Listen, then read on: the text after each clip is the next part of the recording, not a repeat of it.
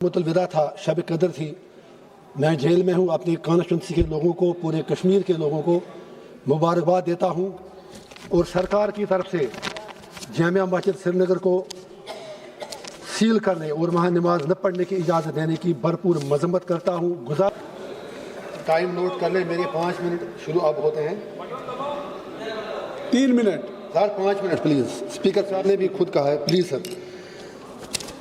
मैं पहले सरकार का शुक्रिया अदा करना चाहूँगा कि उन्होंने सनम वांगचुक साहब को रिहा किया, लेकिन इतना पूछना चाहता हूँ कि चाइनीज़ और पाकिस्तानी एजेंट कब से अब राष्ट्रवादी रातों रात बन गया। खैर, बात तो अच्छी है।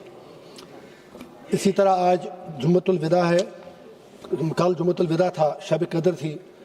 मैं जेल में हूँ। अपनी कॉन्स्टिट्यूंसी के लोगों को, पूरे कश्मीर के लोगों को मुबारकबाद देता हूँ और सरकार की तरफ से जामिया मस्जिद श्रीनगर को सील करने और वहाँ नमाज न पढ़ने की इजाज़त देने की भरपूर मजम्मत करता हूँ। गुजारिश करता हूँ सरकार से, जब आप बाकी जगहों पर हेलीकॉप्टरों से फूल बरसाते हैं, अच्छी बात है लोगों पर, डिवोटीज़ पर, तो कश्मीर में जामिया मस्जिद हमारी क्यों बंद है?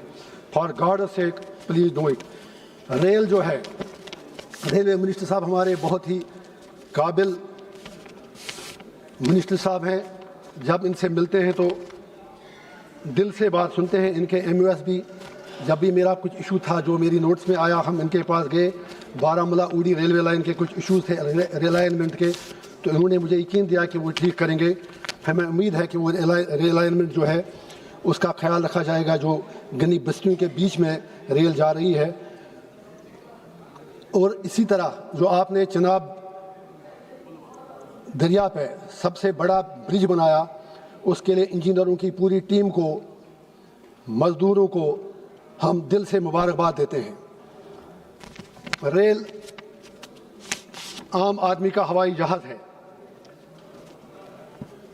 हम ये चाहेंगे कि कश्मीर में जितनी भी रेलें चलती हैं, जैसे हर रेल का कुछ न कुछ नाम होता है, आप हबक खातून, लालदेद, शेखुल आलम, सुल्तान आरफीन, इनके नाम पर कम से कम एक रेल चालू करें या किसी रेल का नाम वो रखें जिससे वहाँ के लोगों के सेंटिमेंट्स की तर्जुमानी हो।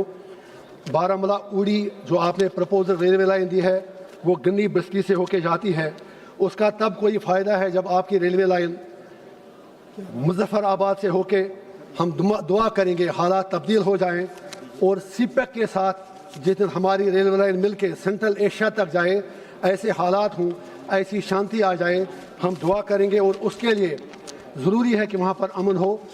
वज़ीर आज़म साहब ने खुद कहा था, दिल्ली से दूरी और दिल से दूरी हम मिटाना चाहते हैं।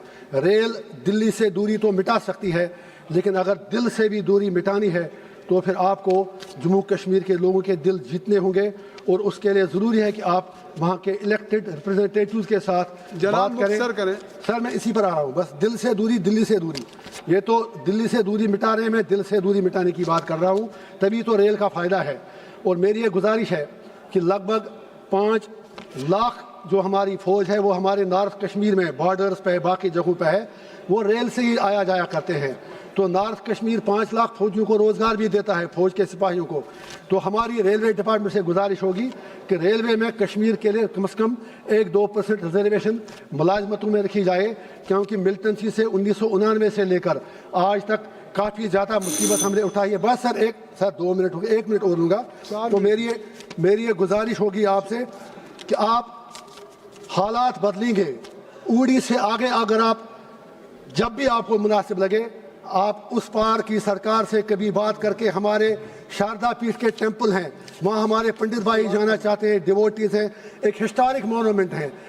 अगर आप बहुत दिन हम देखना चाहते हैं, वाकई अगर कहते हैं मोदी जी है तो मुमकिन है, तो मेहरबानी करके इस रेलवे लाइन को, दुनिया आज ग्लोबल विलेज बन चुकी है, मुजफ्फराबाद से होके, शारदा पीठ से होके सीपेक तक मिलाई जा सकती है। हम दुआ करेंगे वो दिन आए ताकि यहाँ से हमारे यात्री, हमारे कोई भी लोग, डिवोटीज शारदा पीठ के हिस्टोरिक मोनूमेंट्स तक जा पाए। हम उस दिन की कल्पना करेंगे। और एंड पर यही रिक्वेस्ट करूँगा कि कश्मीर में जुल्म सितम बंद कर दीजिए, वहाँ के लोगों से बात कीजिए।